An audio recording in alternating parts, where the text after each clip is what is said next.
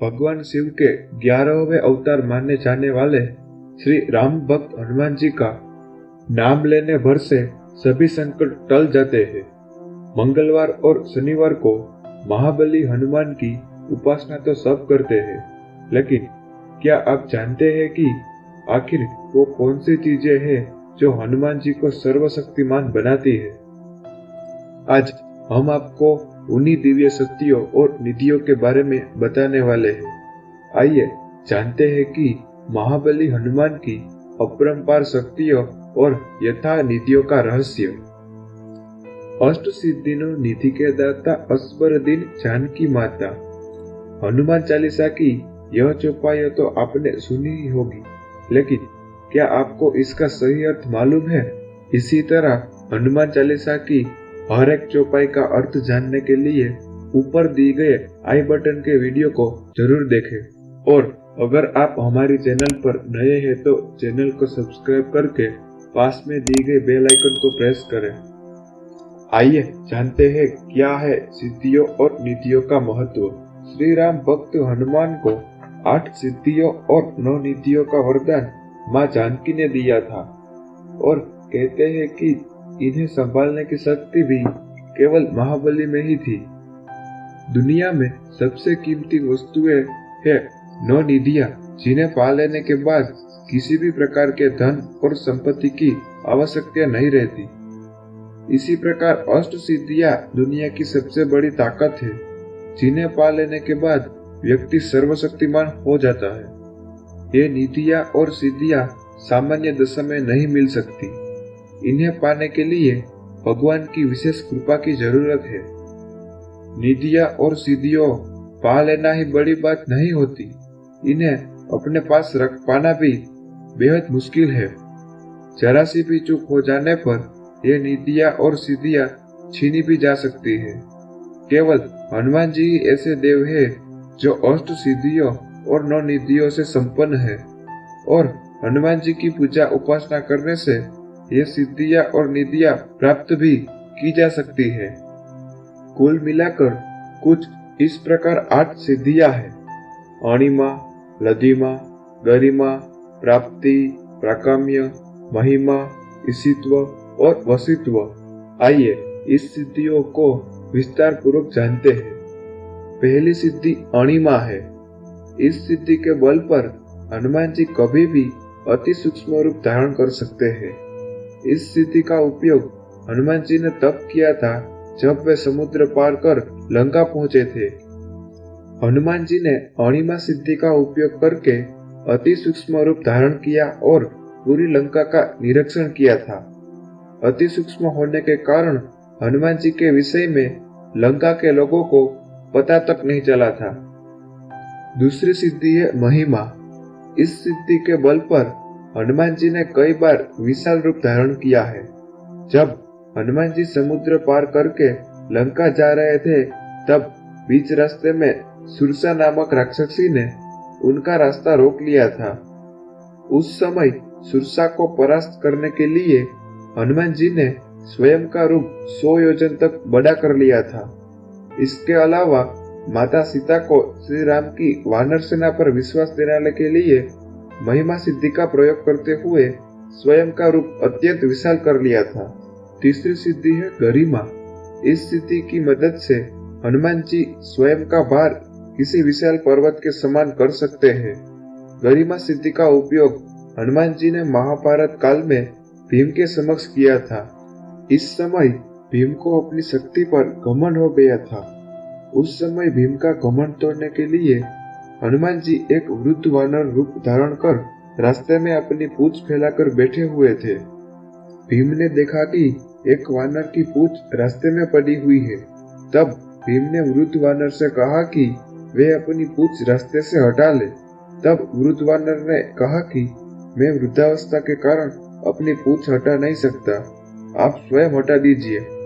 उसके बाद भीम वानर की पूंछ हटाने लगे, लेकिन पूंछ टस से मस नहीं हुई। भीम ने पूरी शक्ति का प्रयोग किया, लेकिन सफलता नहीं मिली। इस प्रकार भीम का घमंड टूट गया। चौथी सिद्धि है लघिमा। इस सिद्धि से हनुमान जी का भार बिल्कुल हल्का कर सकते हैं और पल भर में वे कहीं भी आ जा सकते हैं। जब हनुमान जी अशोक वाटिका में पहुंचे तब वे अणिमा और लघिमा सिद्धि के बल पर सूक्ष्म रूप धारण करके अशोक वाटिका के वृक्ष के पत्तों में छिपे थे। इन पत्तों पर बैठे बैठे ही सीता माता को अपना परिचय दिया था। पांचवी सिद्धि है प्राप्ति। इस सिद्धि की मदद से हनुमान जी किसी भी वस्तु को तुरंत ही प्राप्त कर लेते हैं, पशु पक्षियों की भाषा को समझ लेते हैं, आने वाले समय को देख सकते हैं। रामायण में इस सिद्धि के उपयोग से हनुमान जी ने सीता माता की खोज करते समय कई पशु पक्षियों से चर्चा की थी। माता सीता को अशोक वाटिका में खोज लिया था। छठी सिद्धि है प्राकम्य। इसी सिद्धि की मदद से हनुमान जी पृथ्वी की गहराइयों में पाताल तक जा सकते हैं, आकाश में उड़ सकते हैं और मनचाहे समय तक पानी में जीवित भी रह सकते हैं। इस सिद्धि से हनुमान जी चिरकाल तक युवा ही रहेंगे।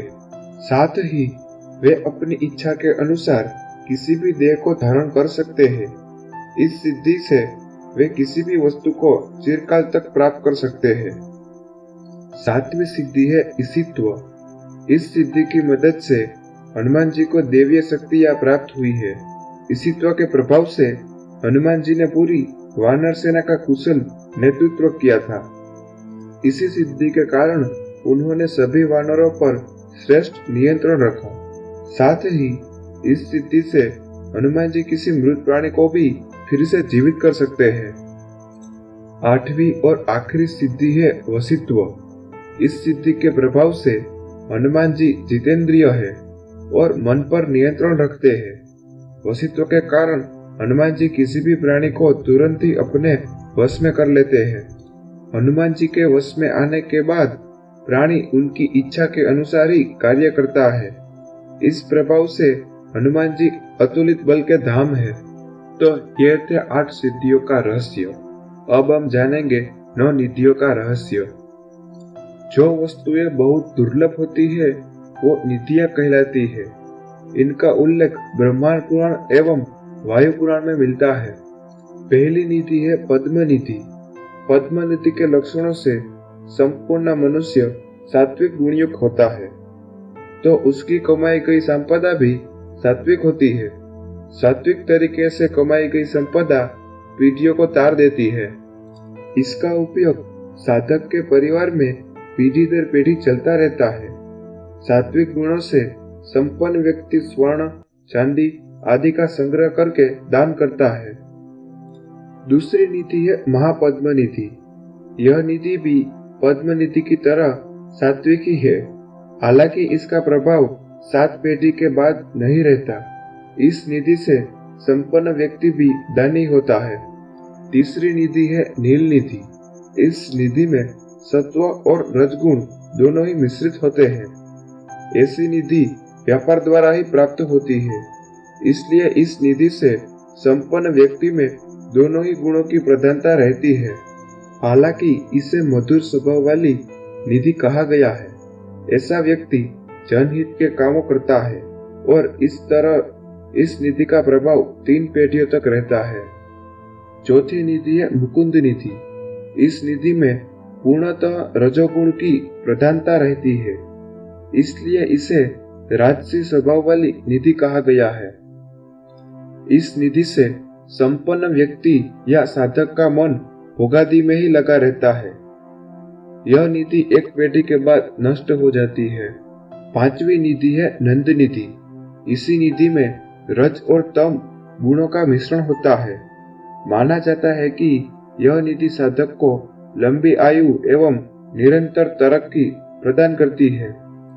छठी निधि है मकर। इस निधि को तामसी निधि भी कहा गया है। इस निधि से संपन्न साधक अस्त्र और शस्त्र को संग्रह करने वाला होता है। ऐसे व्यक्ति का राजा और शासन में दखल होता है। यह शत्रुओं पर भारी पड़ता है और युद्ध के लिए तैयार रहता है, लेकिन उसकी मौत भी इसी कारण होती है। सातवीं निधि है कच्छप निधि। इसका साधक अपनी संपत्ति को छुपा कर रखता है। न तो स्वयं उसका उपयोग करता है न करने देता है। वह सांप की तरह उसकी रक्षा करता है। 8वीं नीति है शंख नीति। इस नीति को प्राप्त व्यक्ति स्वयं की ही चिंता और स्वयं के ही भोग की इच्छा करता है।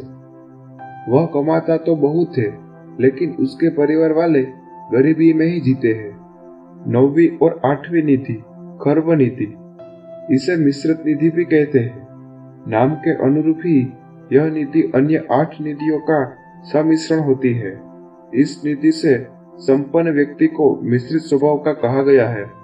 उसके कार्यों और स्वभाव के बारे में भविष्यवाणी नहीं की जा सकती। उसका जीवन व्यवहार उतार चढ़ाव भरा होता है। तो हनुमान जी के अष्ट सिद्धि और 9 निधियों के बारे में आपको पता चल गया। हमारा ये वीडियो आपको पसंद आया हो तो इसे लाइक करके अपने फ्रेंड्स में शेयर करना ना भूलें। तब तक के लिए